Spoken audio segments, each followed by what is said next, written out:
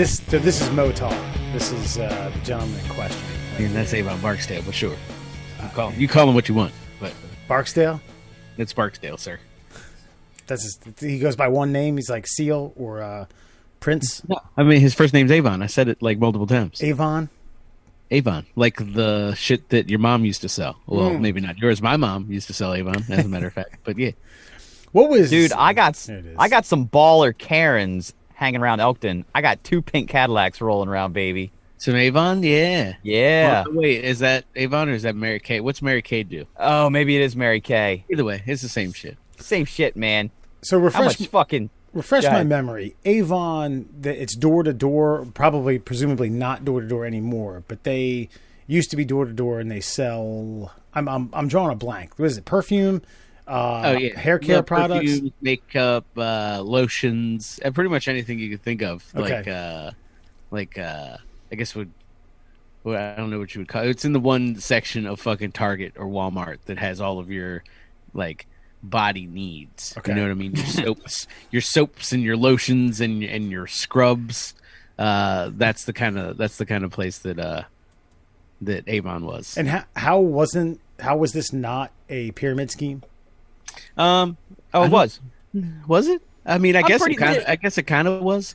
They all are. How are they not? I remember working at a pizza shop, and one of the managers who liked to go down and work out at the gym just across the way finally came back one day and was like, all right, guys, look, I've got all your supplement needs. Here's what you need to do. You're going to buy 100 of these bottles from me, and then you'll use what you want, but then sell them at $5 more to the next person. Like, it's a fucking pyramid. No, it's not.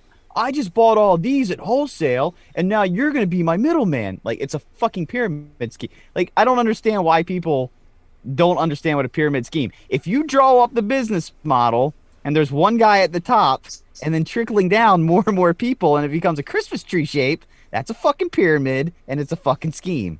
Yeah. It's like that episode of The Office when Michael Scott is hell-bent that it's an upside-down triangle. It's not. He tells everybody that they don't get it, and then they draw it out, and he's like, God damn it. I gotta make a phone call. Jim gives him a step-by-step. That's to save face. There's a certain he's been on the show before. He's been subject to a number of our conversations, throwback stories, memoirs. Won't say a name. He got into one.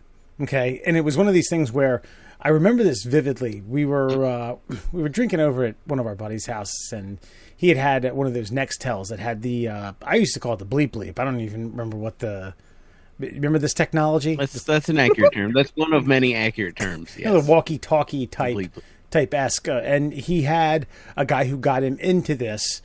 And I know exactly what he saw. He saw a young, impressionable, hungry young man with a couple $100 to his name. So he bought in for, I think it was like $230 to $240. He got some inspirational CDs that were about an hour to 45 minutes long, in which someone would talk at a public event and explain like how they got rich and how you can become rich.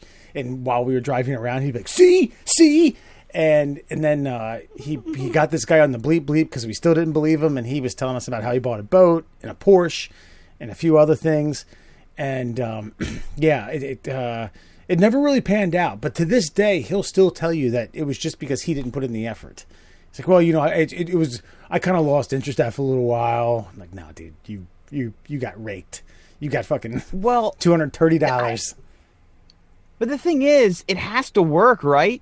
Otherwise, we wouldn't have pink Cadillacs driving around. Like, these things, they have to work for somebody. Of course, there's got to be a sucker. There has to be a sucker. You got to take suckers' money, or you don't become...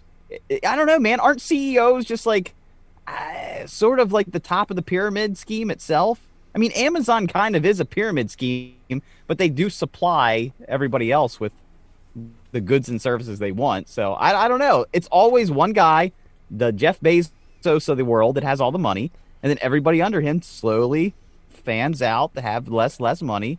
I guess, I don't know. I guess it just depends on how much success there is to go around. Just like...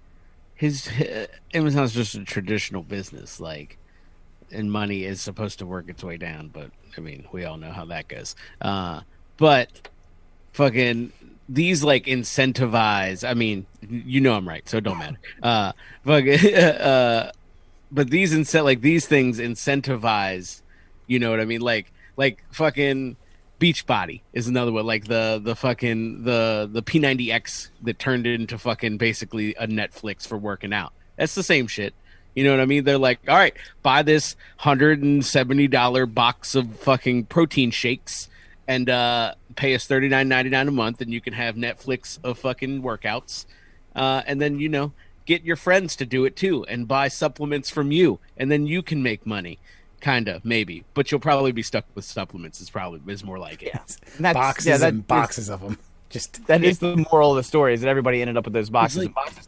But it does have to work for a select few, or these things would have just faded away long ago. See, here's the thing. I think, well, with Avon, at least from my experience with my mom, was that she was good at it because she worked at a hospital, so she had basically the whole fucking hospital of ladies being like, "Oh, that's the Avon lady," and my mom would just work her way through the floors and pedal, you know, Skin So Soft, White Diamonds, and fucking shit like that. But I always like, as I got older, I never really like, you know, when I was younger, I never really considered it because my mom always had like a couple boxes like stashed off in the corner, and it would just be stuff, be like roll-on deodorants and fucking, you know, Jean Nate and fucking like, and I was like, why? We don't even fucking use it. Like, I don't use it. Pop doesn't use it. You use some of it, kinda, but not really. So what's the deal? And she was like, yeah, I just buy stuff. And I was like, so you could just get the money, though, is what you're telling me. And she's like, yeah, but then, you know, I just get it. I just buy stuff. And I'm like, well, that's fucking stupid. I think the idea was for you to make money, not just buy boxes of fucking Skin So Soft and stick them in the corner for like when we have mosquito problems in the summertime. Like, I as I got older, I figured that out, and I was like, oh, we could have profits, but you're just buying stuff. I think that's called drive. That's called circular economics, I think. Yeah. I could be wrong on that. You say Merce, you didn't have the drive. I figured that out as I aged, and I was like, I wonder how much money you actually made that you were just, you know, using on fucking American leather or whatever for my dad or whatever it might be. It's English leather. Oh yeah, there you go. English leather. Sorry, it should have been American fucking English leather. Now, I don't know if you guys ever saw this, and it seems to have already faded away, but there was one I kind of wanted to get into. Now, I don't know if it was a pyramid scheme. Do you guys remember when people were on Facebook doing Facebook Lives and they were opening up like oyster shells or something, and they were pulling out like, "Oh, Jimmy, this is your shell." Or it's probably not Jimmy, but Jenny, this is your shell. Let's open it up. Ooh, you got a beautiful. Look, it's green. Oh, look at all the opal in there. Oh, that's gorgeous. Are we gonna set that aside? Did you guys never saw any of this? I've never seen some shit like that in my I remember life. them fucking candles, them ring candles. You know what I'm talking about? No. No. So it was a company that just sold candles, but inside of the candle was a ring. And it was like wrapped in like foil, like it was like wrapped in plastic, like, and then wrapped in like foil. And it was inside of the wax, and then it would just be like, Kelly got a couple of them, and she would just light them and be like, "Oh my god, there's gonna be a ring." And then like she would crack it open, and you'd like fucking peel wax off of the shit and be like, "Oh, well, don't mess it up. It might be a fucking diamond, except it's fucking not." And so then you pull out a ring, and she probably threw them away, I think. But like, yeah, lots of videos I remember on Facebook of girls doing that, just like yanking fucking packages out of wet wax, hot wax, be like, "Oh, it could be a diamond. This is so exciting." It wasn't. It never was. I don't think anyone got one. It's like the claw game at movie theaters. No one ever gets the Rolex or the $100 bill or the fake Rolex. You know, Bert's coming in for a shift and fucking like canola oil in the fucking claw arms. Like, move those up real quick. All right, suckers, have at it. I never did see. But to answer your question, Murr, no, I never saw this. Someone opening an oyster. So how would it be a pyramid scheme, or was it? Well, it was just this lame thing. You're paying a woman to open a pearl or an oyster for you. Oh, sorry. You said you're paying a woman. I thought you were going somewhere else with that. All right, continue. Yeah, you're paying some chick to do this on like Facebook Live, and then I guess it was just the thrill of, what did I get? What did I get? What did I get? And you didn't really get anything for it. I guess she was going to like put it in a shipping container and throw it off to you. But what are you going to do with a fucking lame ass green opal fucking pearl once it gets to you? I don't know. I'm just jealous of these people is what it comes down to. I'm jealous of the woman driving around in a Cadillac that has a nice, and they're not even super pink. They almost have like that that color changing paint on those, so they look white until you get at a certain angle. And I'm like, oh shit, this chick's a baller. And she's going around like she's going to a fucking PTA meeting, and she's gonna fucking like take a leather whip and become a dominatrix at night. And then during the day, she's selling some Burt's Bees fucking lip balm to a bunch of suckers on the street. And she's got this pink. I want the pink Cadillac, man. There's got to be a man way of doing this. There's not a whole lot. Amway was a big men's pyramid scheme, but I have no idea what the fuck Amway does or what they did or what they sold. I just feel like maybe we need to get into like combine all these things into like the sex toy game. Like I feel like we could make a shit ton of money doing that. We've talked about scheming a lot on this show. Now, hold on, because I'm interested in this. So the oyster gets opened. It has a certain hue or color, and that's supposed to represent something about the person whose oyster it was. Because it sounds kind of like this Miss Cleo of oyster opening. That sounds to me. I mean, it was like visual ASMR. It was kind of like oh, and here's another oyster shell. Okay. Oh, let's get the knife down deep. Oh, and okay, let's spread it open. Ooh, and then she would kind of like dig around with the knife. I don't know. Maybe they just put sand and fucking oysters and soaked them for a while. Did any real oysters? Did any oysters get eaten? No, I don't think they did. I honestly, Alan, it was super like white hot for like 6 months, and I remember thinking, I should do this because I'd be the only guy, and then I would kind of like, maybe change the tone of my voice just a little bit and be a little more flamboyant with the presentations, and I'd make a killing because everybody would think I was their gay best friend, and I was going to pick out the best oyster jewelry just for you, Wesley. Let's see what you got. Yeah. Ooh, you got a delicious black pearl. Look at that, because you're dangerous.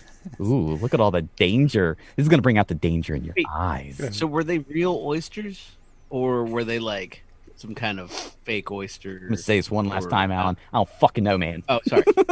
Okay. I didn't know if you would answer that one directly. What he does know is that if he were to do it, he'd do it in a Christopher Lowell impersonation. That's like the best way he would go about doing that. Yeah. And I'd be flamboyant and fabulous, and I'd wear like, some gaudy jewelry and maybe some leopard print shirts, kind of maybe unbuttoned down to my nipples. Maybe show my nipples every now and again. Oopsie. And try to pull my shirt back in. Speaking of danger, I just wanted to go back because it made me think about, we talked about pyramid schemes and I brought up Miss Cleo. How fucking desperate did people have to be to spend, if you spent 20 to 30 minutes with some automated system, because you're not talking to Miss Cleo. You're talking like a recording type thing. And you end up spending like $70. I think those things are like $4.99 a minute. And that's after you got past phase one, like of God knows what she's flipping over. Probably just flipping bacon. Now, I did call one once. I didn't spend any money on it, but because you got like the first several minutes, like the first 3 minutes free. And when you get through, you basically get to like, if Miss Cleo is Santa, you get through to one of Miss Cleo's elves, and they kind of start the process with you. And so it's basically Miss Cleo has an entire like switchboard full of psychics because they're so prevalent, obviously, in America, right, and all over the world. And then they would ask you all these, and I guess for an asshole, I'm not the asshole that needed to call because it was like, and what's your birthday? Like, well, aren't you supposed to tell me? Dumb shit like that. And then eventually I realized I wasn't as depressed as I thought I was when I called because I didn't fall for any of it. And yeah, dude, it's for depressed psychos that need someone to tell them to spend more money by being on the phone for a little bit longer. That's all it is. These are listless people that just need a pep talk, but they need to pay somebody for the pep talk. Happiness is right around the corner For another $14.99, I'll explain to you all life has to bring you. I was coming home from a bar, one of Alan's favorite watering holes, Nobles. Yeah. This is one of my favorite watering holes as well. And there was a street side thing that was doing $5 palm readings. And I did it. I said $5. Yeah, and just not expensive enough, just enough for me to be interested to sit down for a little, for a fake palm reading. And of course it was stuff that applied to everybody. Oh, it looks like you might have some anxiety in your life. Looks like there might be some a potential love around the corner. If you don't already have one, do you?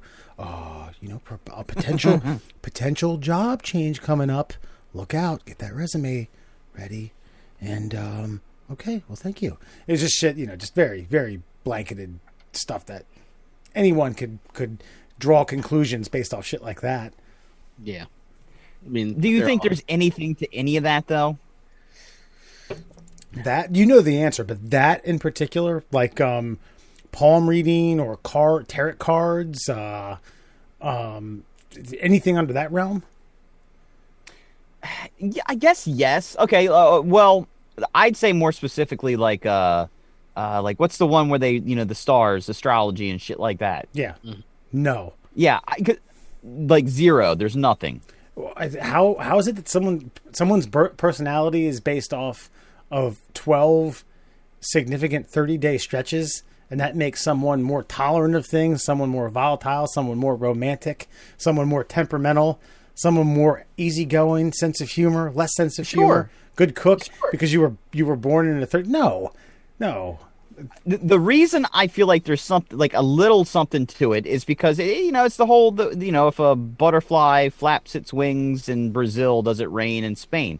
And then and I always think about all the, God, I'm going to sound like such a twat. I'm going to continue anyway, but I know what I sound like as I say this. You started digging, bro. I know.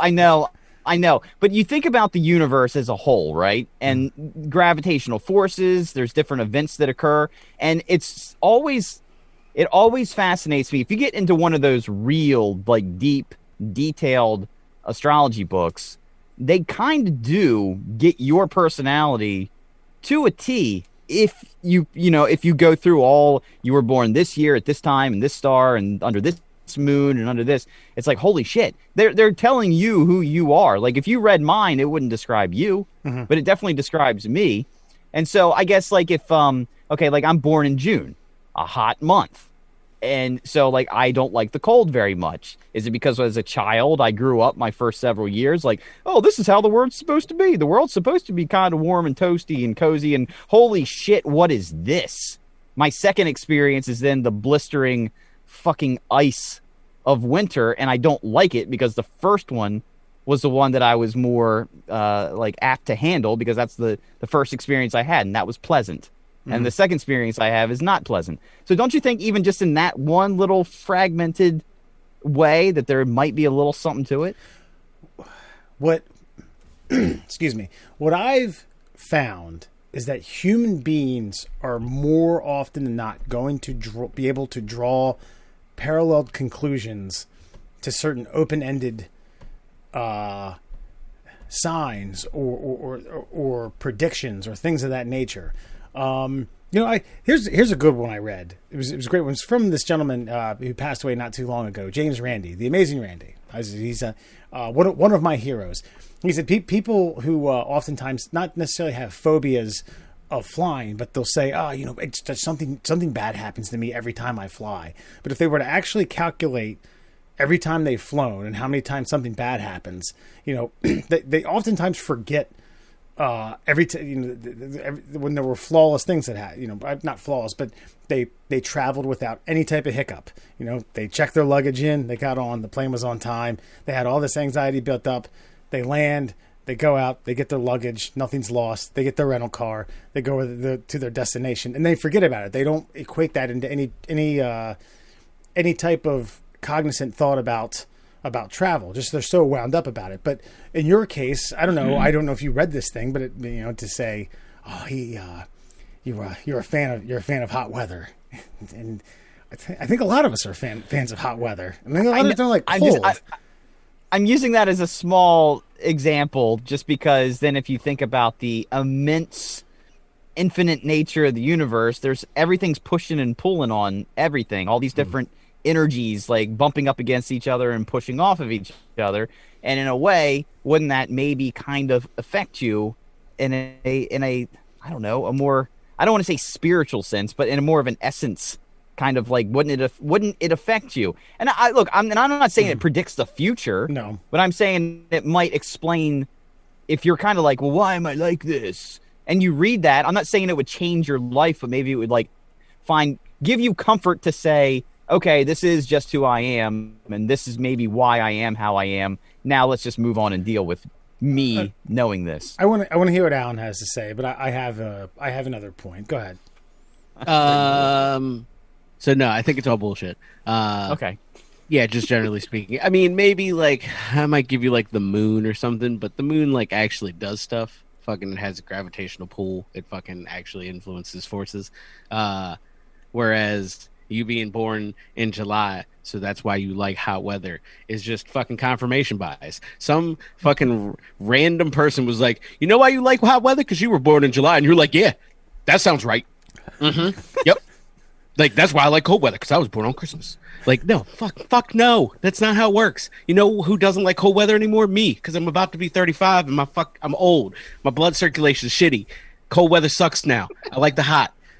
You know, I used to love the cold. That changed. That has nothing to do with the fact that I was born in December. It's all bullshit. I'm almost 100% positive there are like tons of published psychological journal articles that say all of that shit is literally just bullshit, and the human mind, being feeble as it is like, yeah, I need that to be true so that I can feel better about me sucking and or being good at something. But it's like a lot of it is like your own personal drawn conclusions. Yeah. It says it looks like you're a romantic. Hell yeah, I'm a romantic. Good sense of humor. You bet my friends laugh at my jokes. All my friends laugh at my jokes. I just read mine, and it was like, you're thinking about your finances. And I was like, yeah, I always think about my finances because I'm not a fucking millionaire. So thanks. Right. Thanks, horoscope. Nailed it. Lucky numbers coming up.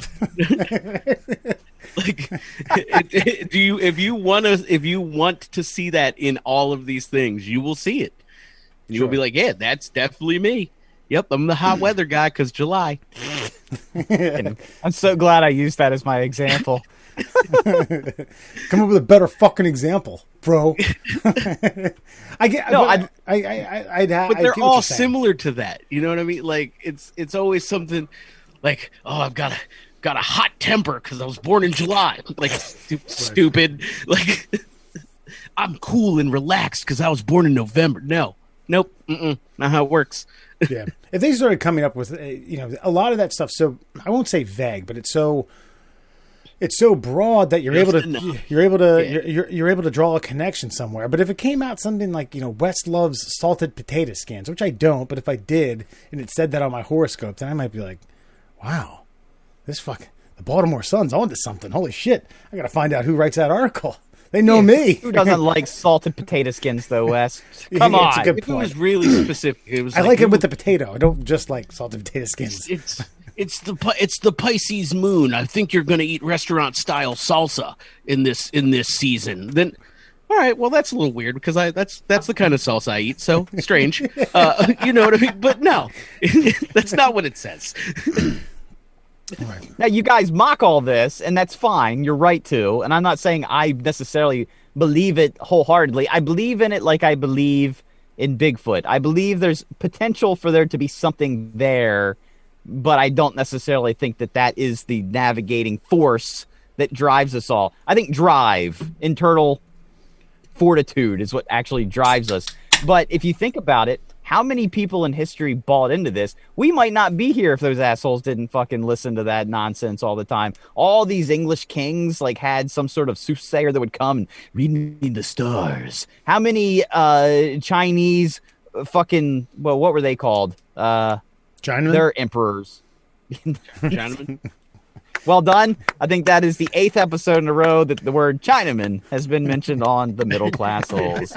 Well done, Wesley. Oh yeah, by the way, this is the Middle Class Holes. Foxman, Murr, Alan. Oh, yeah. But how many like those dynasty guys and not the Texas oil billionaires, like how many of those guys had like read me the tea leaves, you know? And they told them something and they were like, okay, I'm going to follow that path. And then we're here. See, but here, so you make a good point. They would ask some kook who really didn't know shit to come in and read some tea leaves. And then that guy would be like, you're gonna fucking have your first son. And then he'd go smash his wife and he'd knock her up and he'd be like, that's my fucking tea leaf guy. Right. And then years would pass and tea leaf guy would come in and tea leaf guy would be like, if you don't fucking sacrifice your firstborn son, the Mongols are gonna invade. And then he sacrifices the fucking firstborn son and the Mongols all get the plague and they all fucking die and they never invade. And he's got to kill his tea leaf guy now because that guy was talking shit and he got lucky once. And now he's ruined an empire. A dynasty is fucking dead because tea leaf guy was just fucking throwing shit at the wall and hoping it sticks. And one of them stuck. It was the baby. The killing the baby did not stick. Ruined everything. There's this same thing. Modern day psychic. Useless. I normally don't say that took a turn for the dark side, but that shoo-wee. Wait, well, what happened? that seems like a thing that a Chinese tea leaf guy would tell him. Yeah. I don't know, man. It sounds like he threw a sticky baby at the wall. That's all I got. Yeah. And it didn't stick. Yeah. Or the tea leaf guy would say you're going to have your firstborn son, and they would have a girl. And it's like, well, you know, baby's a baby. Boy or girl, this guy's still a genius. Well, he's got to get one right, though. No, yeah. Because like if he got it wrong, I like to think at least if I was a Chinese emperor, that if my tea leaf guy got it wrong, especially about that, like if you're telling me you're going to give me my heir to my empire, and then I get a girl, my dojo, which isn't going to work, I'm definitely killing you. Okay, you know what I mean? Like you're definitely a dead tea leaf guy. Next, give me Dionne Warwick in here. Let's fucking see what we can jazz up. Dionne Warwick. So there you have it, Murr. To answer your question. So you're saying there's a possibility, is what you're getting at. I think you called it untapped science once, or uncharted science. I think there's a lot of uncharted sciences out there, you know, like the paranormal and shit like that. I mean, we've talked about that. I don't know. Science... Look, science has evolved, and I think there's a lot of things that like they might have been on to, quote unquote, back in the day. Maybe they didn't understand fully why they were on to it, but then it turned out it seemed to be sort of nonsense, and then we gave up on it.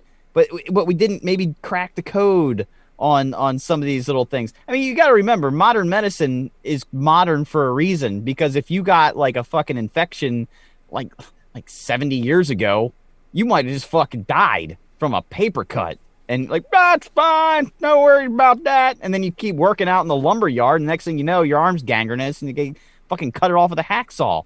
Like, we aren't as advanced as we like to think that we are. It's just we kind of stumbled onto a few things, and then we abandoned all the other stuff. And I often wonder what the world would look like if we didn't just abandon all the other things that were out there. Just remember, George Washington died from a common cold because they let too much blood out of his body. We gotta get the poison out, Georgie. Hold on a second. Let me cut one of your arteries real fast. Yeah. You should be feeling a little woozy, but tomorrow you'll be doing just dandy-like. Oh, we killed him. Oops. Well, I think, if anything, you proved the whole soothsayer kind of lifestyle bunk with that statement, because we have learned. Now, not everything, but like old Georgie boy killed because we were draining him. You know what I mean? Accident. We were like, all right, maybe we drain less next time, guys. See? Everyone, right? We still don't trust psychics. No one in science has ever been like, you know what? Psychics got it right, guys. We've been fucking up. Medicine progressed, that all that science that you're talking about progressed. Psychic abilities and their public view has actually really declined, if you think about it. Well, that's because Hitler killed all. They advised emperors, and now you walk into their weird offices off the street after you've been drinking all day on an adventure. Like that's. I think that's all I've got to say about it. Well, I just know that Hitler killed all the gypsies, and if you don't go with, if you don't believe in psychics, then maybe there's a Reich for you out there, Alan. That's what I'm kind of gathering from this whole conversation. There was a It's too soon. A police department. There was a police department. I'm not going to remember where, but I remember when. I think it was like 02, 03. Police department and detective department, apart as a branch of this police department, got desperate when a young girl was gone for like a couple weeks, and then they brought in Sylvia Brown, aka she was one of like the most famous on air. It's like television psychic. Anyway, she was way wrong on all of her predictions. She was like, I think her body is here. She's alive, or she's alive, and she was dead. Ugh. But honestly, though, the reason they brought her in, and I know who you're talking about. She talked like this. She was like the Long Island psychic before the Long Island psychic. The reason they brought her in is because she had found several bodies as well. It wasn't like, you gotta crack a few eggs here. So like, if she's wrong, I don't know, 1 out of 10 times, I'd say she's still batting pretty good. They wouldn't have brought her in otherwise. And it was a moment of desperation. I'm going to call. We're not going to do it on the show. We're not going to look this up.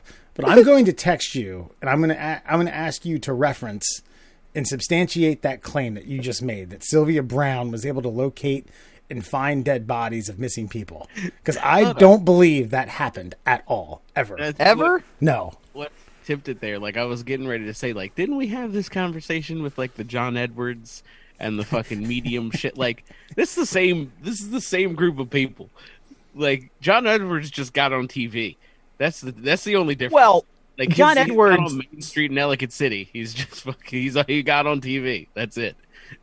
John Edwards was basically, one, he was a scam artist, and two, he was kind of a glorified magician. A thing I hate about modern illusionists and such is that, I don't know, I love Penn and Teller, but Penn and Teller really, like, magic doesn't exist. It's almost like when magic pre-Penn and Teller was like professional wrestling pre the Montreal Screwjob with Bret Hart and Shawn Michaels. Mm-hmm. It's like professional wrestling was quote unquote real until one night in 1996, and then after that it was sports entertainment.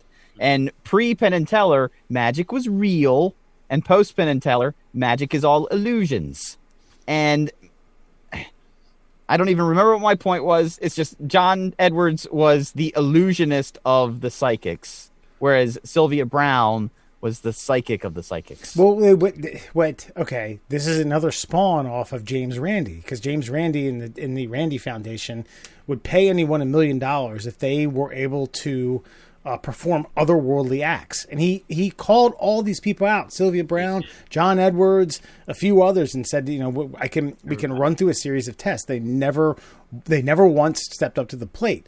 And his whole point was, as Penn and Teller's point is that magic should only be just that, magic, an illusion. You don't need to fucking explain to people that, like Uri Geller style, that I can watch, if you just think about it, you can bend this fork in half. Watch, and then you can, if you just want something, if you want an appliance in your house to work, and you have a microwave that's not working, and you just want it to work, and you think about it, it'll work. It's that type of shit. It's bad. It's martyr. Is it martyrism? Is that?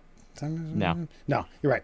It's not martyrism. We'll take that out. It's just it's trying to rake in millions of dollars.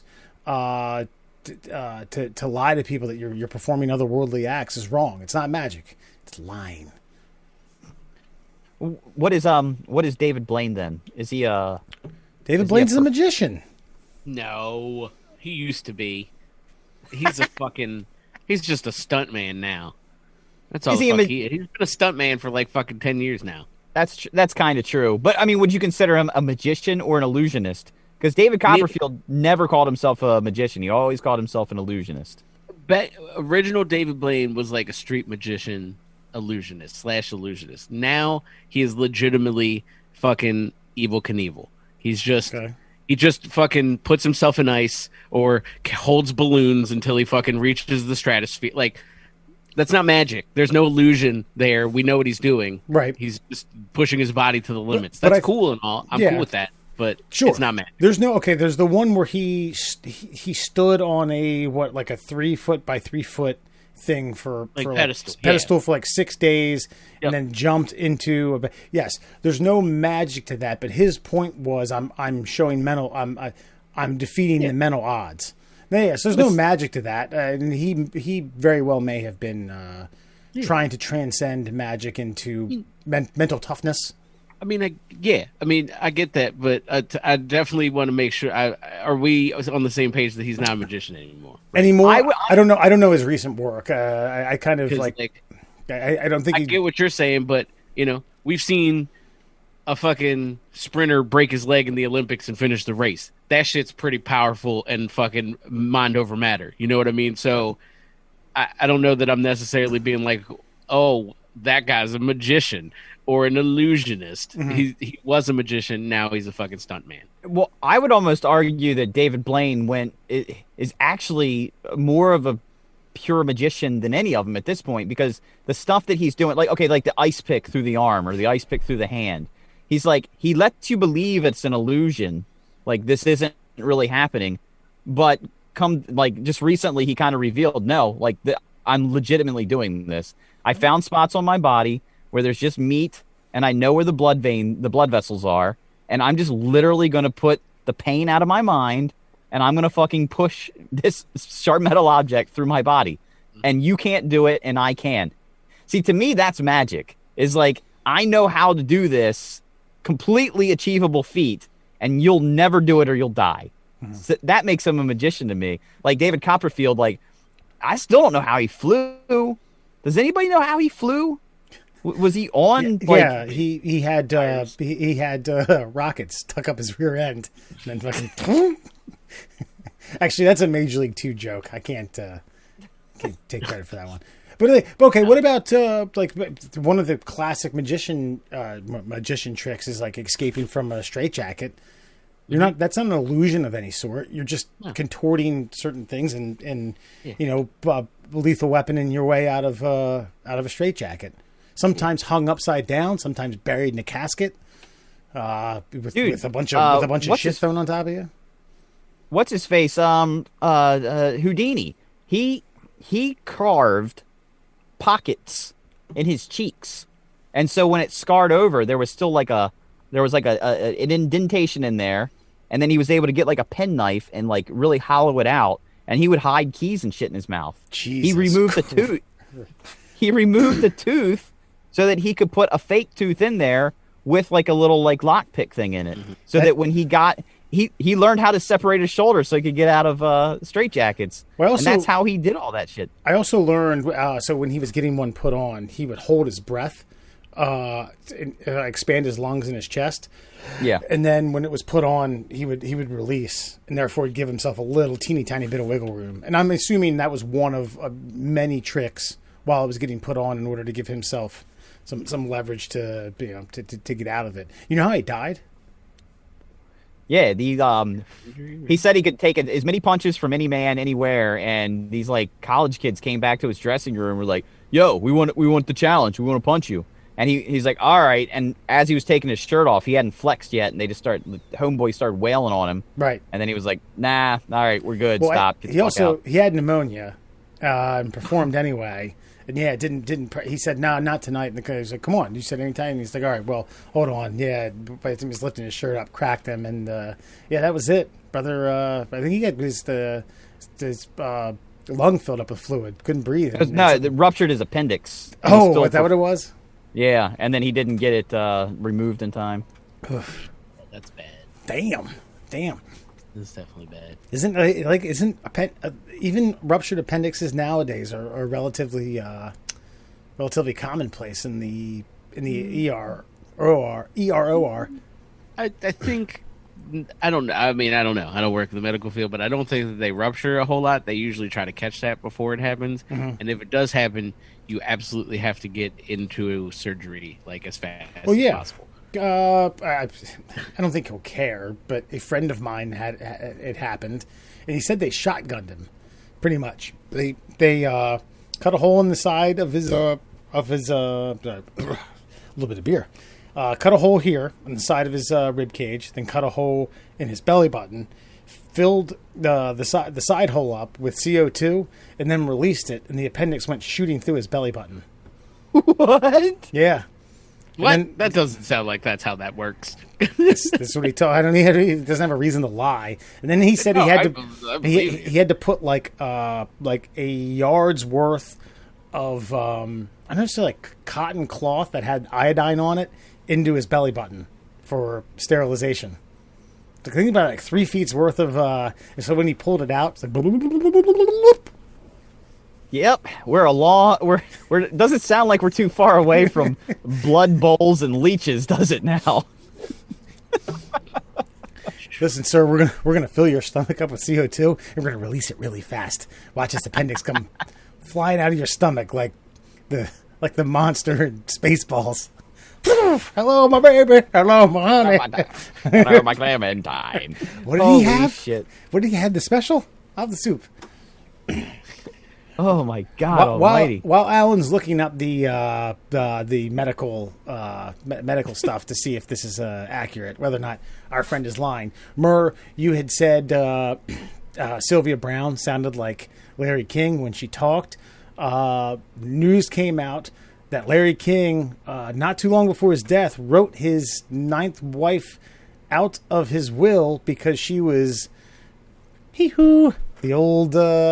When I say he-hoo, I mean having sex with the youngest son's Little League coach. Is that correct? Yeah, getting the old fly ball treatment, if you will.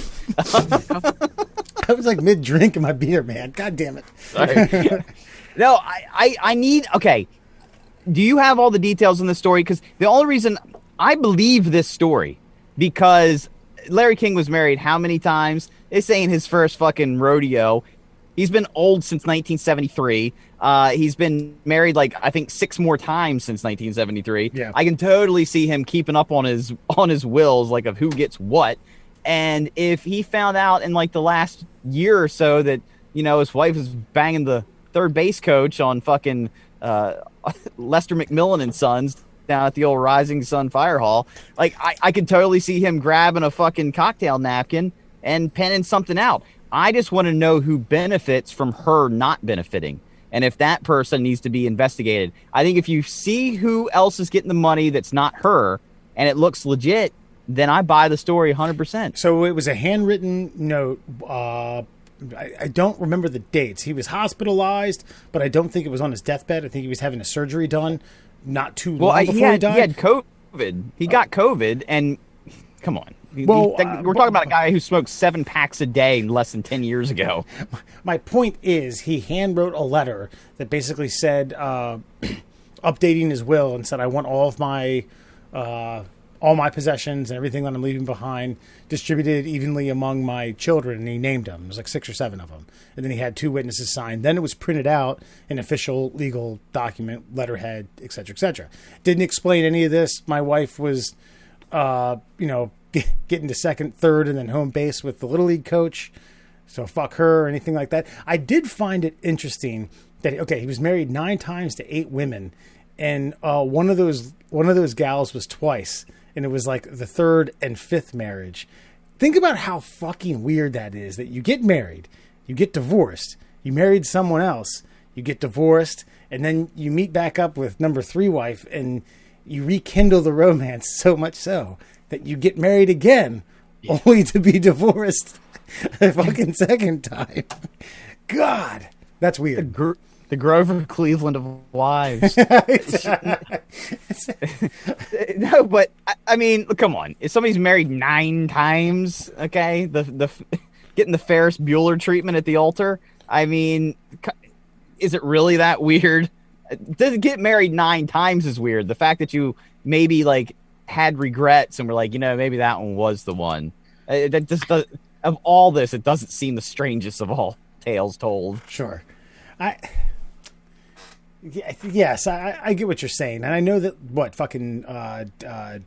Liz Taylor and Dick the hell was his name? They got married a few times. Yeah.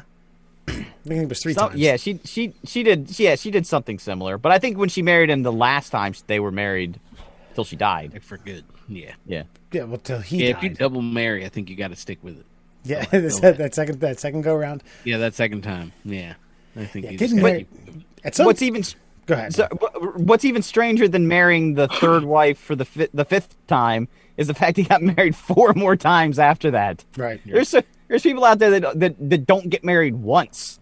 Yeah. This guy got married 9 times. At what point does it really mean anything? There's also because okay, my grandfather, my grandmother passed away. My grandfather then started dating someone about 3 or 4 years after my grandmother passed away, and considered marrying her. And my mom and sister said, no, you don't do that. You don't. There's no need to do that. And he basically kind of said, well, if I'm going to be dating someone like this, I'm going to marry him. And that's kind of the thread that he was cut from. I'm not going to be courting someone in this manner, and not be blessed before the eyes of God, I guess. And my mom and her sister kind of explained, it's a different age. You don't have to do that. You don't have to get married, especially after you were married for 62 fucking years. It's fine, Dad. You're okay. And he took their advice, but I know deep down he was like, oh, yeah, fuck. Maybe Larry was like, nope. I'm dating you. We're getting married eventually. Yeah, makes me wonder how many chicks did he bang? Did he just bang these 8 chicks in his life? It was like, nope, we got to get married. I'm gonna stick the old king inside you. You don't get married and divorced that many times and remarried if you ain't just stupping everything around. Interns at CNN, whatever. Anything he can get his hands on, I'm fairly certain. God, can you imagine some young fucking 21-year-old? I'm not saying that happened, but can you imagine him hitting on her and her just ugh. Dude, that guy had to have some game, some A+ game. He looked like a frog. He talked like a frog. He wore disgusting green suspenders his entire adult life. 7 packs of cigarettes. Imagine just what he smelled like. His farts smelled like Marlboros. Right? He had to be spitting some game, dude. I don't know what it was. I'd love to be Larry King's wingman back in the mid 80s, just to see how he was slanging that around. He's a funny dude. You know what I mean? You make him laugh. It's pretty good. It's a pretty good tool to have in your toolbox. Right. And he was on television. So yeah. So let me ask you this. Okay. So if his farts smelled like Marlboros, magician or illusionist? Ooh. Oh, it definitely wasn't an illusion. I guarantee they smelled like Marlboros. Marlboro Reds. Now listen up, fellas. Do you know the statistics on unprotected sex? Men are 3 to 5 times more likely to bust early. Don't be a pump and dump. Wrap it up. Now, back to more of the Middle Classholes. Welcome back to the Middle Classholes. Foxman, Murr, Allen. I had a bit of a half-ass introduction. The first one, I had to throw it in there while we were knee-deep in astrology and Virgos and Libras and Pisces and Tauruses and Capricorns and bears and tigers, whatever the fuck ever. Next episode, we're going to talk about healing crystals and all of their properties. And we will sell you a package of healing crystals for $67, in which you can distribute those and kick us up some money. That's right. That's right. Hey, what's her face? Oh, Goop Girl herself, Gwyneth Paltrow. She sells jade eggs for your vagina. Wait, I thought that was another company that did that. That's Goop. No, she's got a jade egg for you. She'll give you a jade egg to shove in your pussy. Hell yeah! I want a butthole scented candle. Where do I find those? Like a Liam Neeson butthole scented candle. Did you guys hear today? Rush Limbaugh died. Yes. Yeah, I was aware that, and it's All right, bummer. Oh man, next topic. Okay. No. It's just one of those things. This is one of those people that you have to walk on eggshells on how you quote unquote remember them with your words, because you could honestly get canceled in current America for saying what a great loss about a human being that was on the radio for damn near 40 years. Sure. Yeah. It's I mean, there's no way that any show like that would survive whatsoever. I mean, he was intricate for his day. It's like the dude, man, every now and then there's a man in a time. And I figure like the early 90s when he blew up, it was kind of a counterculture era where he could push, I won't say super conservatism, but now I'd forgotten a lot about him. I honestly hadn't thought much about Rush Limbaugh in the last 10 to 15 years, and had to do some digging to kind of remember and stir up some memories of it. But some of the shit that I read was just like wasn't he fucking doing like mocking AIDS patients on certain shows, things of that nature. They have definitely released the worst of Rush Limbaugh. Like, you have not heard like best of montages anywhere in the media based on Rush. And he said some pretty dastardly things, like making fun of Michael J. Fox and stuff like that. Yeah, he said some. Fox, I know. American treasure. But I would say that his wheelhouse was really breaking down the political landscape from a conservative perspective, and sometimes that was good for Republicans, and sometimes that was bad for Republicans. There were a lot of times where I listened to Rush, and I just sat there thinking, you know what? He's 100% right. I know all you assholes are listening to what he's saying. Now just do. He just gave you the playbook. Do what he's saying. But less than him being a conservative analyst of politics, as a radio personality presenting an entertainment program, he probably did it better than anyone. And I would say that his bank account and his ratings showed that for several decades. I was floored at what his net worth was at the time of his death. $400 million. That's not fucking peanuts. That's like super upper echelon. Tom Cruise, some of your bigger fucking like Beyonce's probably worth a little bit more. But that's still, and someone who's been relatively obscure and irrelevant from the spotlight for the last better part of the decade. I know he did get that. He was honored at a State of the Union by Trump. Was it last year or the year before? But I mean, $400 million fucking dollars.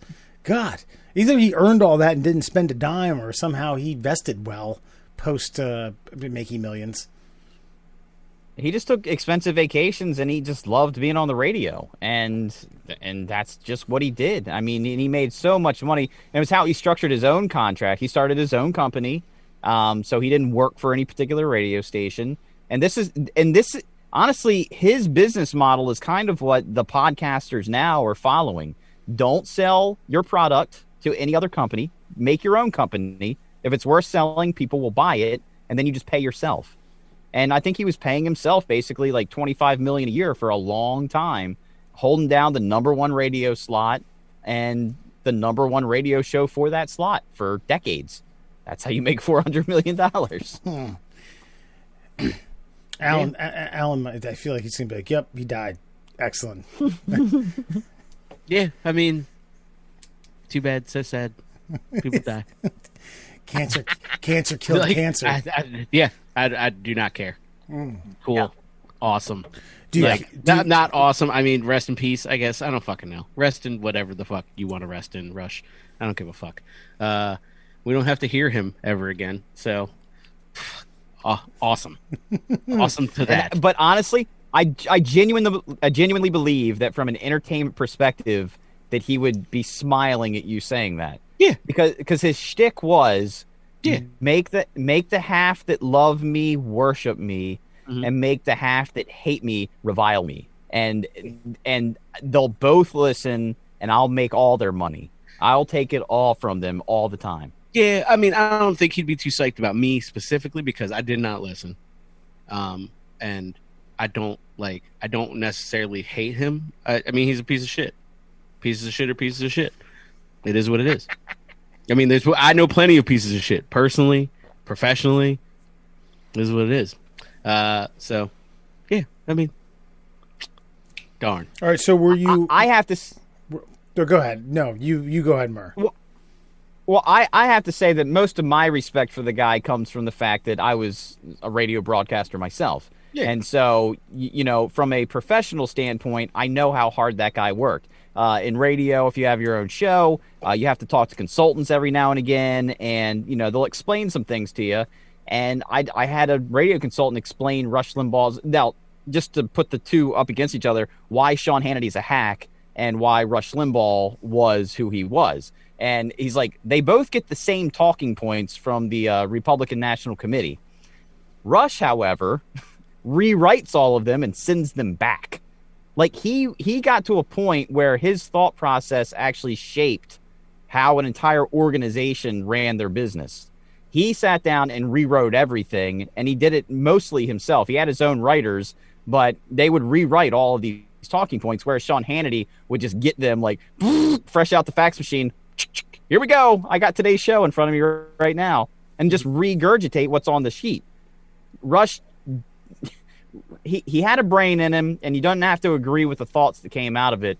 But it's a weird tale of a hated man with a great work ethic. And so for that, I respected the guy.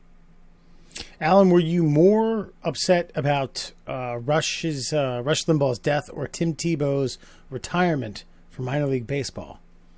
They both landed on the I don't give a fuck category. Wow. Both of them. Were they next? Yeah. Were they next to your? Let me be honest. Tim Tebow's retirement probably more interesting to me than Rush Limbaugh dying. Certainly more interesting to me than Rush Limbaugh living.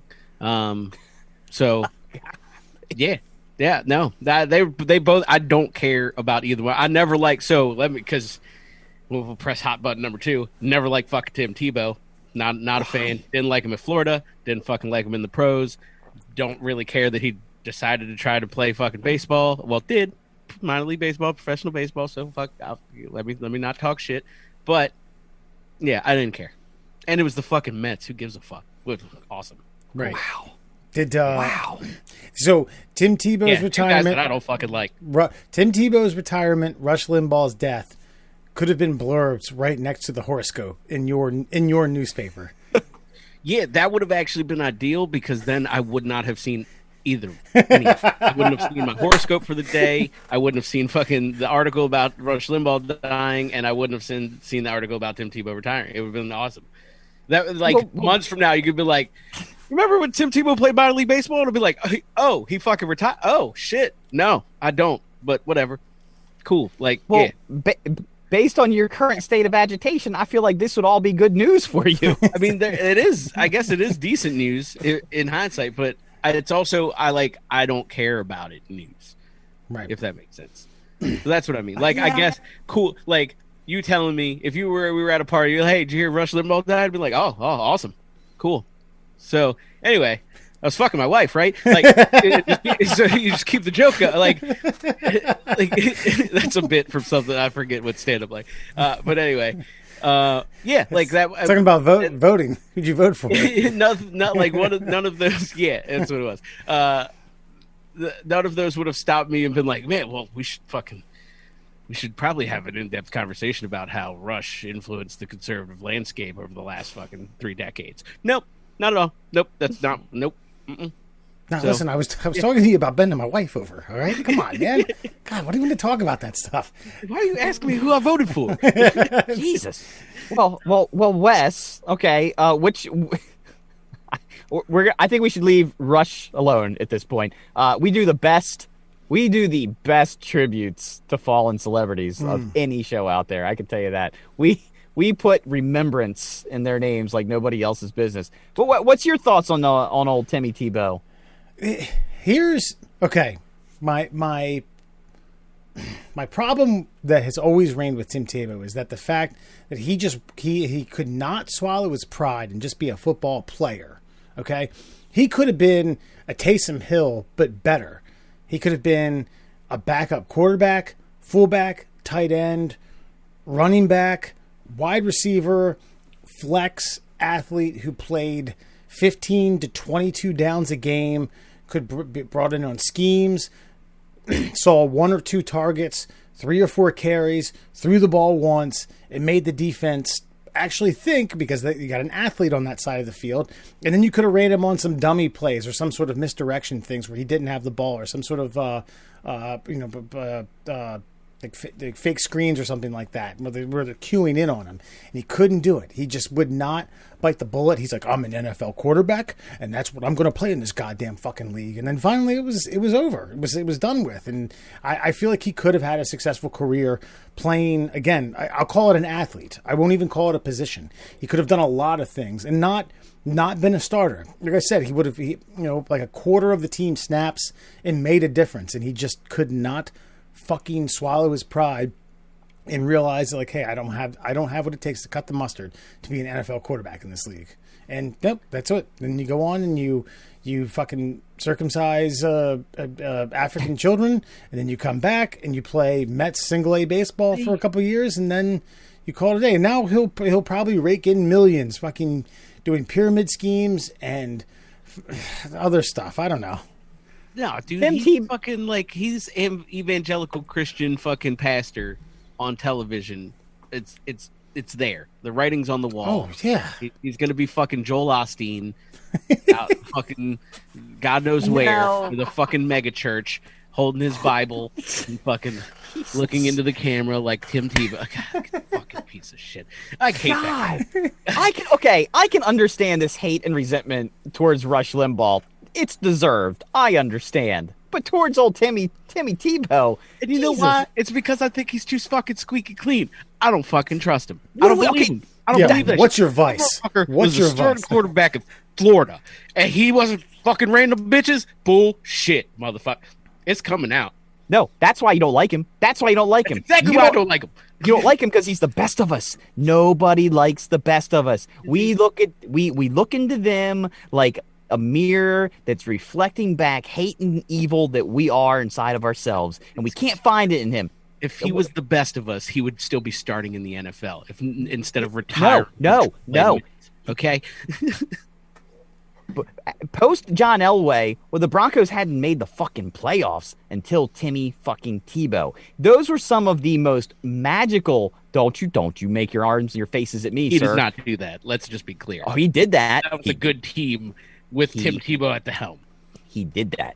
You can't take it away. He did that. With Trent Dilfer was the quarterback of the Baltimore Ravens. Okay? Trent Dilfer was the ball protector of the Baltimore Ravens defense. Exactly. Exactly. He did what he had to do to win. Tim Tebow did what he had to do to be victorious. He had an it factor. That game against the Bears, where they were down by like 2 separate football games worth of points, and comes back with nonsense and bullshittery with a onside kick.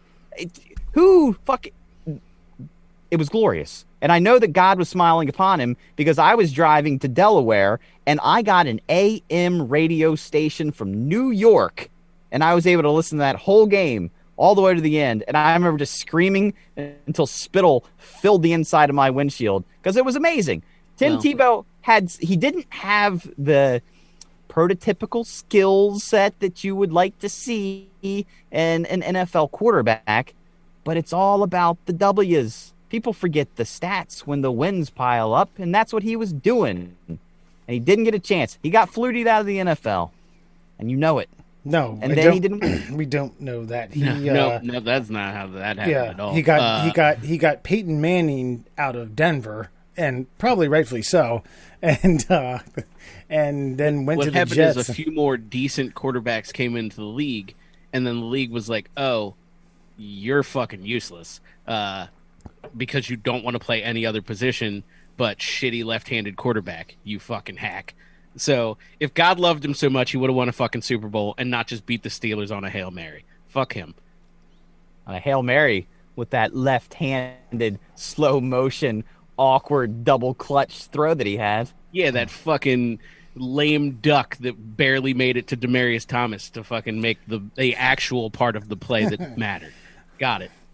I will say, if go back to the national championship he won against Oklahoma, against Jason White, that's an exciting game. If you want to dial it back at a little bit of recent history, I think it was 2011, 2012. It was an excellent game. It's worth the watch on YouTube. Yeah, and my point is you're telling me that guy didn't blow a line off the fucking national championship trophy. Fucking lame. It's almost like you wanted more Gronk out of Tebow. Yes, I did. Yeah, he did. I did. He had the charisma to be that, except he fucking sucked.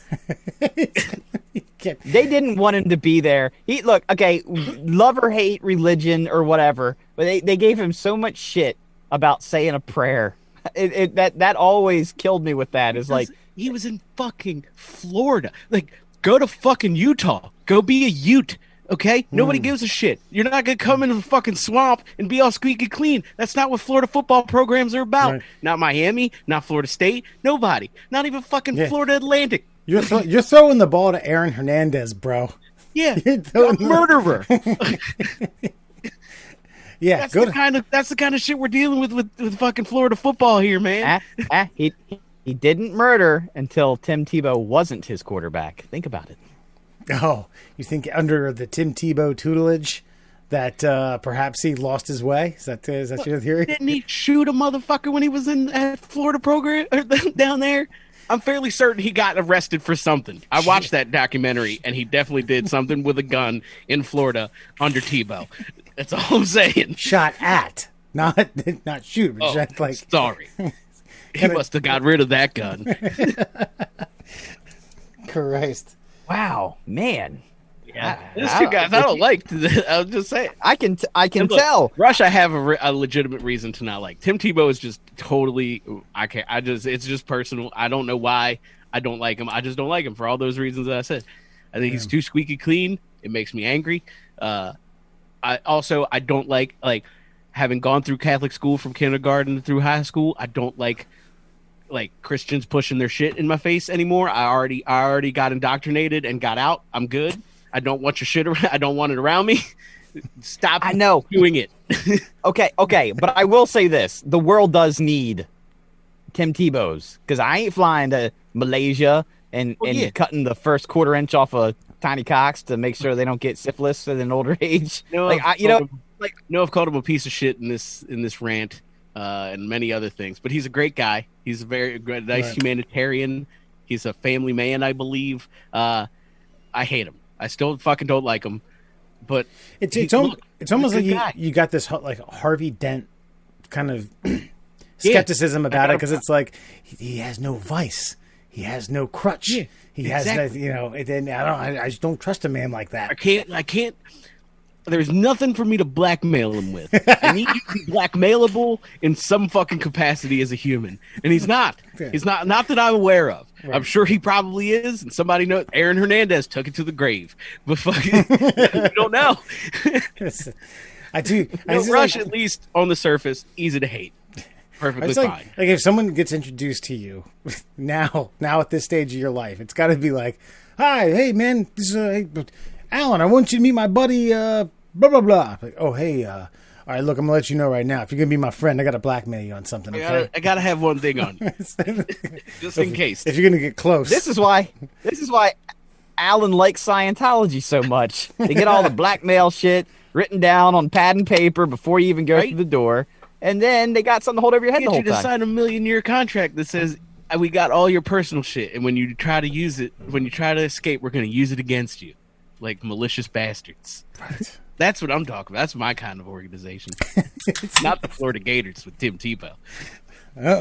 No. Fuck Urban Meyer. Now Urban Meyer coaching. No scandal down there. You mean to tell me Urban Meyer was like, that's my guy, squeaky clean? We all know about Urban Meyer. Guys, let's go. Come on. Yeah. Now he's the coach of the Jaguars. Already fucking up with the strength and conditioning coach. Florida. Surprise, surprise. Already fucking up with the strength and conditioning coach. Murray, you wanted to bring up a point about Martin Scorsese's criticism about streaming content watering down the art of cinema and the art of movies and motion picture. And I was trying to sound like Tim Tebow there. The art. Well, thanks for that wonderful lead-in, Wesley. I appreciate it. This is like the second time he's talked shit on movies. Basically, he's talking shit on the Marvel Cinematic Universe. It's like in this way, this time around, he kind of said it a little more vague than the last time. Because the last time he basically said that shit ain't cinema about the Marvel movies and the superhero movies. And this time he's being a little more vague. He doesn't think that the movie-going experience is something that should happen at home. It should happen in theaters. And he's all worried because of COVID that theaters aren't going to come back because streaming services have already kind of made it so people can just rent the movies at home. You can pay $20 and you can have it streamed for like 2 days, and then you can, or 2 days or one watch, and then it's gone. Fuck him. Great. Thank you. Fuck him. Dude, like, I've gotten more pleasure out of like 3 seasons of Cobra Kai, which I've collectively taken like, I don't know, 18 hours to watch, than I have a Scorsese film in 5 years. Yeah. Listen, Marty, don't worry about it. I know you're listening. Don't worry about it.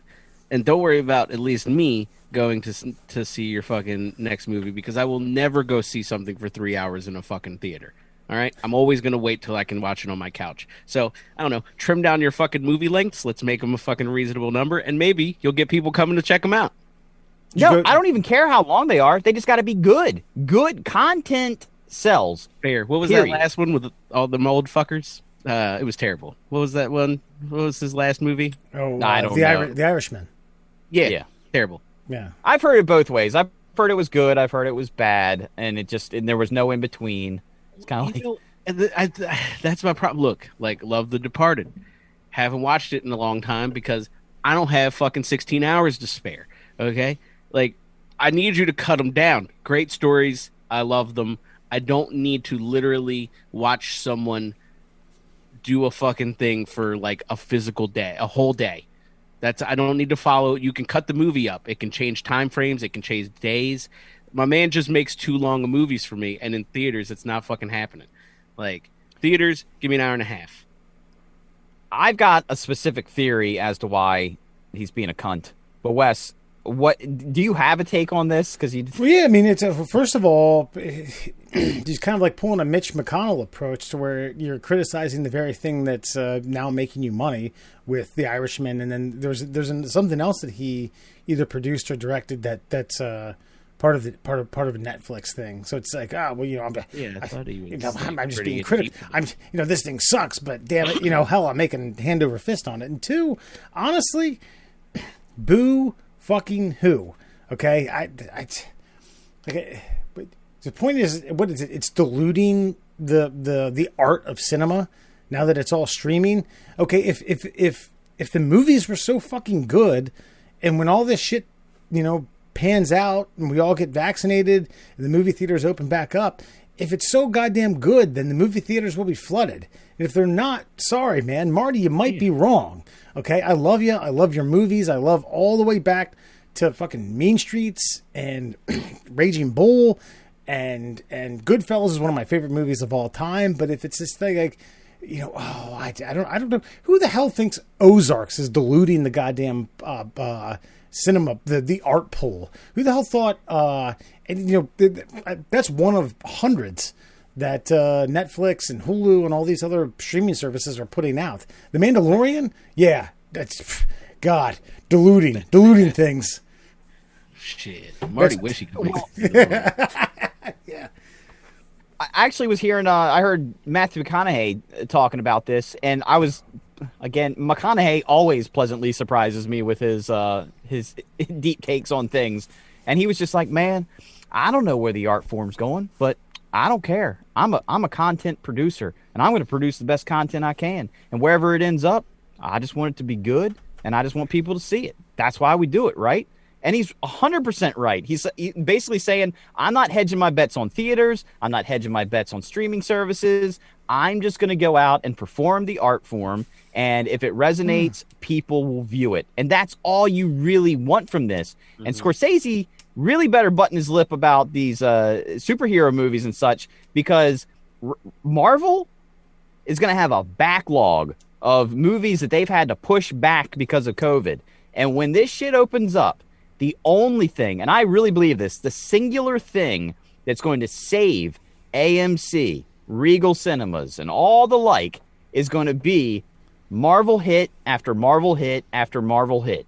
$100 million weekend, back to back to back to back to back fucking releases. That's going to be what saves the theater for your precious art film to be viewed by a third as many people as any one of these Marvel flicks is going to get. So if you want that, if you want the cinema to stick around, you better be rooting and cheering for the next 10 years of Marvel and DC movies. And by the way, like Alan said, who cares where you watch? Yeah. No, this is we've evolved. Maybe we haven't evolved from blood-sucking leeches, but we've evolved from where we get our content, how we obtain art or cinema or otherwise, whatever you want to label it. No, Christ. And I think I'll also say, I mean, this is an antiquated thing that obviously an old guy is concerned about, which, fine. But like, I'll even put on my conservative cap here and be like, he sounds like a fucking Hollywood liberal spouting liberal bullshit about stupid liberal stuff. I don't know. Isn't that how you guys talk? I don't fucking know. Anyway, but he does sound like an asshole. He's like, well, I don't know. All these fucking art films and, shit that shows at Cannes and the Sundance. You know when everyone hears about the best fucking picture for Oscars? Not when you promote them in theaters for us to watch, because you fucking assholes are like, no. They can only be shown at this fucking indie theater 6 hours away from you on the third Thursday of every fourth month. So, like, if you really want to reach the audience with your shit films, you fucking aging hack, like, I'm sorry. I'm saying this about Martin Scorsese of all fucking people, then fucking give us something that excites us. Fucking don't hide it away and make it 4 hours long and be like, guess what, guys? It's going to win Best Picture at the Oscars, but you've never heard of it, and you're definitely not going to see it because we're not going to show it to you. Like, that's how I feel about those high-end fucking movies. Like, he's obviously concerned about, Yeah, I'll binge watch Veep for 6 hours, bud. Okay? Thanks. I will say this. The one place I will agree with him is I do think that some of this stuff is a communal experience. And this goes all the way back to like vaudeville shows, plays, Broadway, and all that. It's experiencing something with a group of people. There is kind of, throwing it all the way back to astrology, having all the energy in the room kind of being experienced by everybody collectively does enhance the viewing experience for you. And you don't necessarily get that at home. That part I do understand. But what I believe is happening here is there is an internal high score that's being challenged with somebody like Martin Scorsese. How am I going to know how successful my movie is if it doesn't make a shit ton of money at the box office? And no matter how much of a Hollywood liberal he is, deep down, he's an economic conservative. Fuck you, Alan. That's how you do it. Fiscal conservative. That's it. Nice. No, I mean, what do you get? Do you think he's also just feeling the age of it all? Like, I think that's really what it is he's an old guy with, let's be frank, an old stable of actors that he's used across fucking 2 decades, 3 decades worth of film.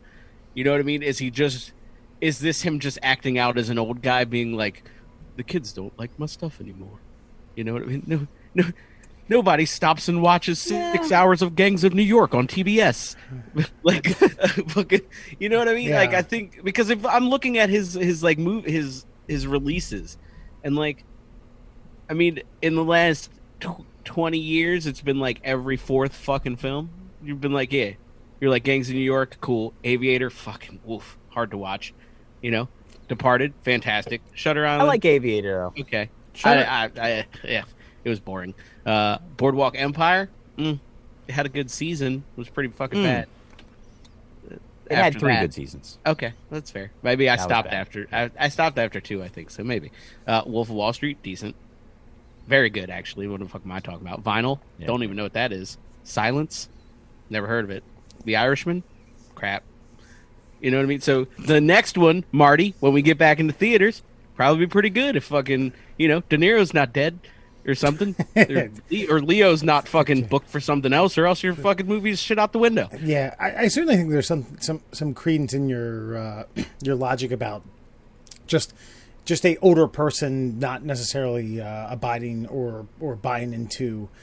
The streaming's not going to be long lasting. No, the theater is where it's at. The theater has been where it's at. Streaming is now the new theater. I'm sorry. And Murr, I agree with you. I think the experience of Marvel or Marvel-esque or superhero or super CGI created things are going to be what you want to go for, at this point, Christ, what, $18 a ticket and then some, another $20 in fucking condiments and cherry Cokes and Reese's Pieces or whatever. But no, I mean, I just really think it's a bit of kind of unwarranted sour grapes from a Legend's perspective. I like Marty. I say like because I act like I know him. Marty Scorsese, Marty McFly, same guy. Let me ask you, what's the last Scorsese film you went to see in a theater? Departed. I honestly don't. Departed? Okay, I honestly don't think I've ever. 2006, just so you know. Yeah. I don't think I've ever seen a Scorsese film in the theater, and it's not a slight towards the guy. There's certain movies, and usually more dramas and things, I like to watch at home, so I'm not distracted by the peripheral bullshit, and that way I can consume it. I remember I went and saw Christopher Nolan movie.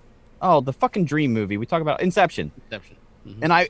And that's one of those ones where you have to lean in and stare, and not just to hear it, but to see it and just consume it. And I didn't really quote unquote get it until I watched it at home. Same thing with Interstellar. I went to the theater to see it, and then I was like, man, I can't watch these fucking things in the theater. I have to watch them at home, where I can pause it and rewind it. What'd he say? Because the weight is so heavy on every one of those words. But man, the emotional response I got in the theater watching fucking Black Panther come out of that portal and going, "Kumbaya!" That's what I'm saying. Marty, you're making the wrong kind of stuff, bud. Blow some stuff up. Throw a Schwarzenegger in it. Fucking, we'll be there. We'll be there, buddy. I'll have my cherry Coke and my fucking Milk Duds, and we'll go to town. For all 6 hours of whatever film you will have made. But if you keep giving me Departeds, I'll love them for the comfort of my own home. Sure. If you think the cinema game wasn't diluted long before streaming, you're fucking naive beyond belief. Because I went and saw Rumble in the Bronx in theater. And Murr did too. God, I mean, see, there you go, Jackie Chan, fucking kicking people's asses all day. Oh, all right, God. Murr, I think you know what time it is, brother. I know what time it is, but guess what, fellas? You don't know what time it is, because this week we're debuting a brand new segment that I'm calling Fun Fact Friday.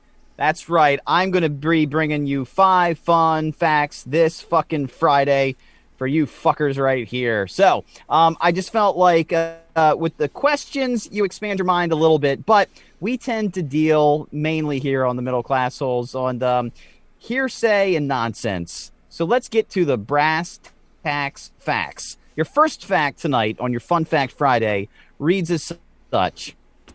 Did you know? It's been estimated that there are more stars in the universe than there are grains of sand on Earth. But there are more atoms in 1 grain of sand than there are stars in the universe. Let that fuck with your dome for a minute. Yeah, I mean, kind of sense, I guess. No, it doesn't. Your brain can't conceptualize any of that nonsense. No, I mean, I get it. No, you don't. I was trying to think of how many Adams I know. I know one who's our legal correspondent. I was like, well, I mean, just think one water molecule is fucking 3 atoms. And one water molecule isn't even fucking visible to the naked eye. So, yeah, it does, logically speaking, it does fucking make sense, Murr. No, I have not thought about it because that's not what I'm paid to do. But using the things that I learned in school, yeah, that makes sense.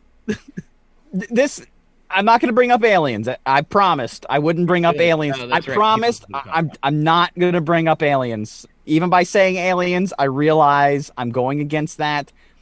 However, it's just when we talk about aliens and we talk about the possibility and I hear about stuff like this, I'm just like, come on. Yeah. Come on. So no, but more stars and grains of sand, but more atoms in a singular grain of sand than there are stars. Correct. Wow. No, and it comes back to like bloodletting and all the other nonsense we've talked about tonight. Like, we know nothing. Yeah. We know nothing. And the weird thing is, here's a fun fact, Friday. When I sit on a beach, I sometimes I don't know if you guys realize this. There's more there's more shoreline in the state of Minnesota than there is in California and Florida combined. Oh, because of all the lakes. Yeah. Very nice. No sand. Just a quick look up here. There are apparently, I don't know. Somebody much wiser than us did the math. There are 43 quintillion atoms in 1 grain of sand. Holy shit. I don't know what that means. But when you say quint at the front of illion, I know it's big. It's quintuplet, so it's 40 what? 43 quintillion? 43 quintillion, I believe. So it's 43 to the fourth power. 4.33 times 10 to the 19th. Ah, okay. Yep, he knew that right off the top of his head. Yep. All up in here. Throw a little cubed R squared in there, and we're good to go. I didn't take developmental math once. Developmental. All right. Fun fact number 2 in your Fun Fact Friday. Did you know that falling in love is similar to the feeling of using cocaine? Both experiences activate the same brain chemicals and structures, causing better mood, increased sexual appetite, higher self-esteem, and greater consciousness. Which just goes to show you why cocaine addicts love them some cocaine. I've heard that from TV. Both drain your pocket equally as much. I guess I could say, speaking from no experience in either. I guess I guess I could see how that'd be possible. Well, it just makes me wonder, like, okay, look, rightfully so, cocaine has gotten itself a bad rap over the last couple centuries. Maybe they were okay. This goes back to the whole thing we were talking about. Like, we've thrown things to the wayside sometimes, a little haphazardly, because they did a lot. Like Sigmund Freud, he loved him some cocaine. They did a lot with cocaine back in the day. Coca-Cola had cocaine in it. That was its whole shtick. That was its rise to fame right there. So maybe we passed over the whole cocaine experience. Maybe we should all be taking a little cocaine touching on the tongue every morning. Get us all juiced up, ramped up, ready to go. Each and every morning, yeah? Well, maybe not every morning.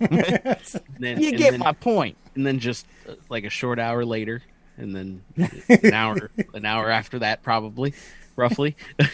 Skip lunch. Definitely don't eat. That's probably wise. Well, it helps suppress the appetite, so yeah, you're fine. In case you're trying to drop a couple LBs. That was a good Artie Lang joke where he said, I was the only person in the world that had a good coke habit and gained weight. What the fuck that was all about? Dude, have you seen his nose? Oh, God, it's depressing. It's so fucking... yeah. Would he carve it up? No, it got weirdly infected. Actually... because of blowing too much coke? No, he said he was on a show and they asked him about it, and maybe it was Rogan. He was on Rogan and he talked about it, and apparently, I don't remember how the glass got in it. Shit. But he got a vial of cocaine that had glass in it, and like any good cocaine addict, you don't waste cocaine, okay? And apparently, glass is really hard to pick out. So do the one with the sweatshirt looking one? like the lunch lady. Yeah, that one. Yeah. Ooh-wee. Yeah, that'll do it. That looks like a cartoon. Yeah, so he snorted the coke with the glass in it. It completely eviscerated and destroyed all that was remaining inside of his nasal passages, and he had to appear before a judge for a probation violation with that nose. Imagine that.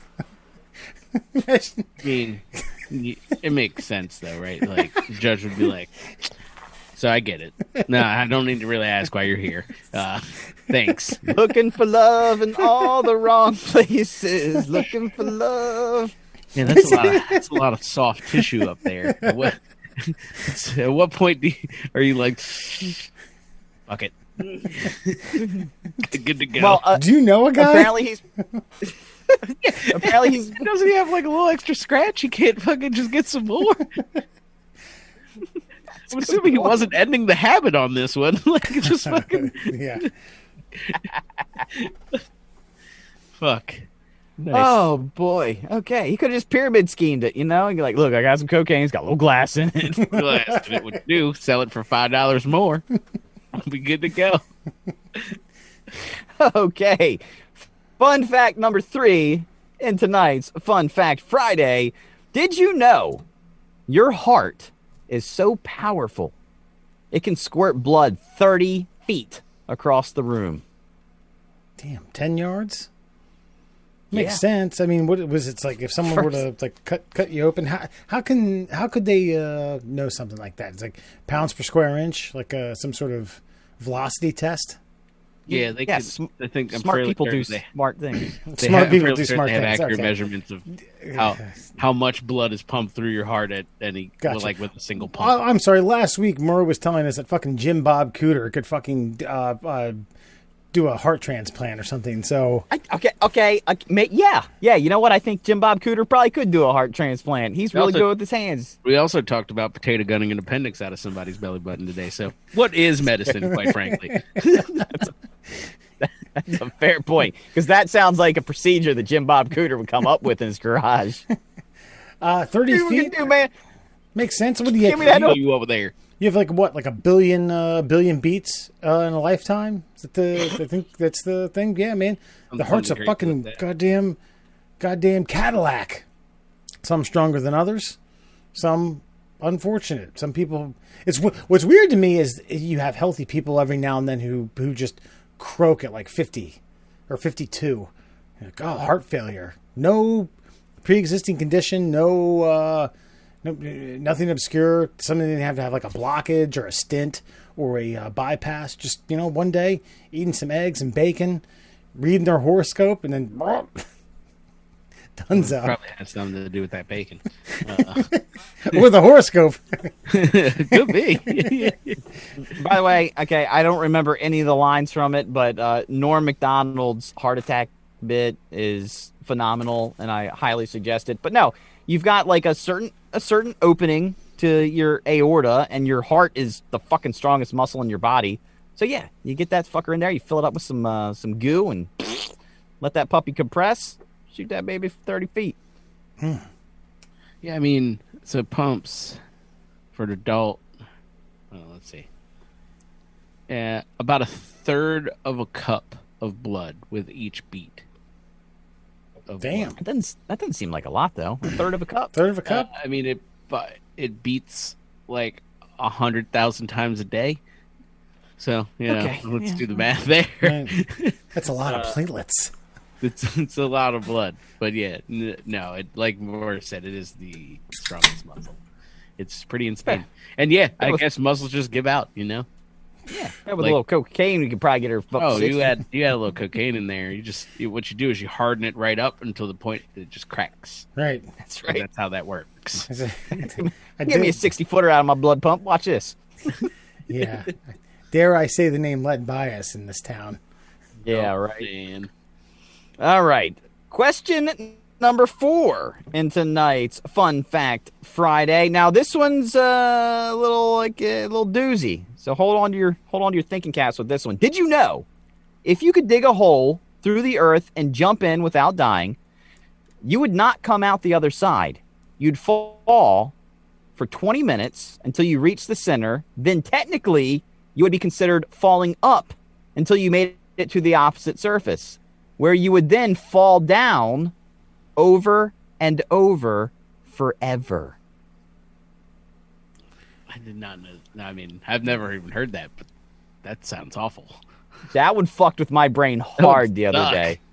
Jesus. So, Wes, I see your mind. Hold on. Yeah, to the point where gravity would start to work its way the opposite direction, and then you just start dropping again. Yeah. So you would fall, and you'd get enough inertia that when you got to the center, you'd have enough inertia to push you back up to the other side. You wouldn't quite reach the ledge, and then you would start falling again because now you're going down. Uh-huh. And again, you would fall up like a yo-yo back and forth, and that would be your existence. Jesus. That sounds like some sort of fucking Greek tragedy. There's got to be like the god of fucking falling somewhere in some sort of mythology. It does sound like something. It does sound like something they would do to like someone who stole a loaf of bread in the Bible or something like that. You know what I mean? Like that's some medieval shit. Yeah. You were Tebow forever through the earth. Yeah. So you say it has to do with inertia. What if you were to jump into said hole with the body blade? Well, depending on how quickly you're flexing the body blade to and fro, you might be able to work up just enough, but now you are holding the body blade, which gives you a little bit more momentum because you're taking more mass with you through the center of the earth, that when you get to the other crust, you could then take the body blade and wedge it on the other side of the hole to keep you up. And then, now slowly, because remember the body blade flexes, you don't want to pull yourself back through the hole, and slowly make your way back to the surface of the other side, you fucking asshole. I'm thinking this mobility might be a more useful tool in this instance because of its rigidity, if that makes sense. just throw it out.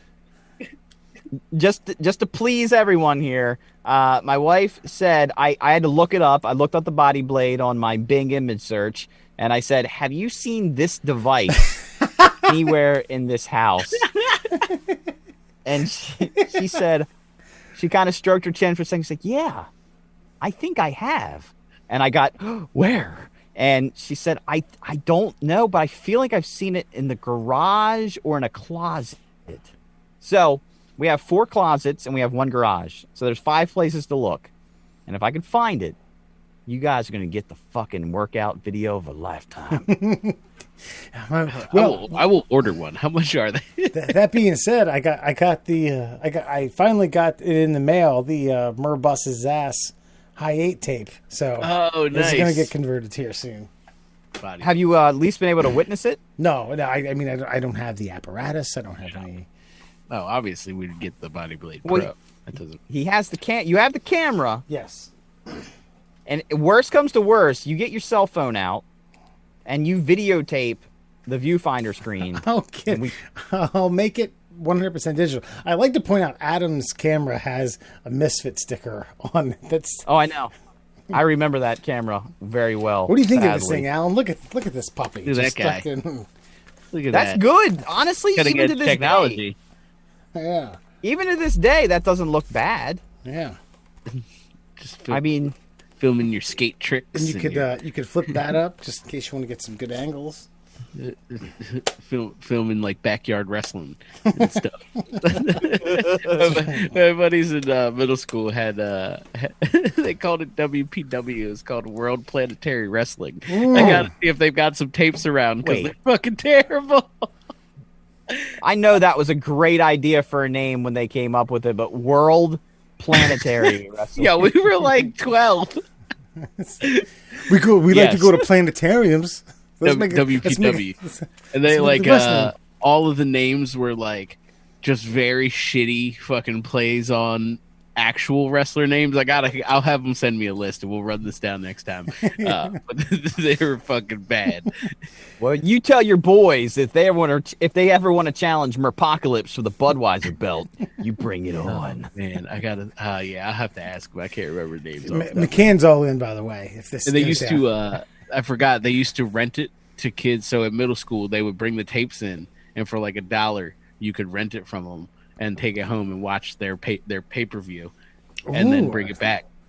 Shit, yeah, it was a little racket they had. That was a solid entrepreneurial spirit. I can appreciate that. All right, I now appreciate World Planetary Wrestling. World Planetary Wrestling. And finally, your last question in tonight's Fun Fact Friday. Did you know when you receive a kidney transplant, your own kidney is not removed?